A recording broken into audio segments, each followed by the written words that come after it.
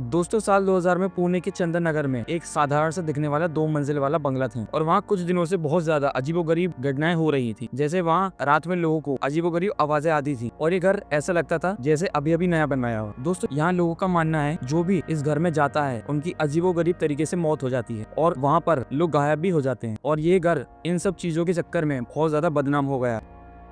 दोस्तों ये बंगला एक रिटायर्ड आर्मी ऑफिसर ने अपनी बेटी की शादी के लिए बनवाया था। दोस्तों इसका कंस्ट्रक्शन 1999 में पूरा हुआ है और इनकी फैमिली ने 2000 की शुरुआत में इसमें रहने चले गए। हालांकि इससे पहले कि वो घर में रहते उस आर्मी रिटायर्ड ऑफिसर की बेटी की अजीबोगरीब तरीके से मौत हो जाती। इसके बाद उस शादी को वहीं रद्द किया जाता है और घर में हमेशा के लिए ताला लगा दिया जाता है। उसके बाद वहाँ जब वो लोग उस घर को छोड़कर चले गए तो वहाँ के लोगों ने कुछ समय बाद उस घर में अजीबोगरीब घटनाएं होना शुरू हो गई। जैसे वहाँ उस घर की लाइट फ्लिक होती और रात को किसी औरत की चिल्लाने की आवाज आती थी। खैर इतना सब कुछ होने के बाद वहाँ के लोगों ने अपने घर के बाहर एक सिक्योरिटी गार्ड को हायर कर लिया ताकि वो लोग आराम से रात में सो सके। लेकिन सिर्फ 3 दिन बाद उस सिक्योरिटी गार्ड ने दावा किया कि उसने एक लाल रंग साड़ी वाली औरत को दीवार के पार किचन में घुसते हुए देखा है। खैर इस घटना के 3 महीने बाद 2 गरीब लोग उस घर के शीशे तोड़कर उस घर में एक रात के लिए रुकने चले गए। उसके बाद सुबह में उन दोनों को मरा हुआ पाया गया। एक आदमी का गला कटा हुआ था और दूसरे का सर कुचला गया था। उन दोनों की मौत के बाद जब फॉरेंसिक इन्वेस्टिगेटर्स को बुलाया गया तो उस जगह पर ना ही किसी के फुटप्रिंट्स मिले ना ही कोई हथियार मिला जिससे उन दोनों के कातिल का पता चल सके। लेकिन ये बस एक चीज के बारे में दर्शा रहा था,